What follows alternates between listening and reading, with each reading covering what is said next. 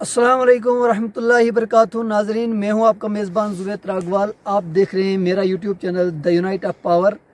अगर आप चैनल पर नए हैं तो चैनल को ज़रूर सब्सक्राइब करें। और आपको मैं दिखाने वाला हूं आज सरकंठा टॉप की सीनरी, सनसेट टॉप की सीनरी। और यहाँ पर आप देख सकते हैं कितना ज़्यादा बर्फ़ पड़ा है। अचानक बर्फ़ गिरने की वजह से लोगों को ठंड ज़बरदस्त महसूस हो रही है और लोग ठंड से परेशान हाल। और आप ये देख सकते हैं इस वक्त मौजूद हूँ मैं डिस्ट्रिक्ट रामबन के एक दूर दराज इलाके में जिसका नाम लाहनी है। और लाहनी की जगह से मैं आपको दिखाना चाहता हूँ जनाफरी, बहमदासा, खरावा और यहाँ से कंडन जो मैदान है, उस मैदान के ऊपर आज कितना बर्फ़ है। उधर से ऊपर अगर हम जाएं तो सरकंठा टॉप और वहाँ से वो बदनीमाला से होते हुए आपको सारा दिखाई देता होगा कितना ज़्यादा बर्फ़ पड़ गया है, जिसका गिरना अभी नामुमकिन था।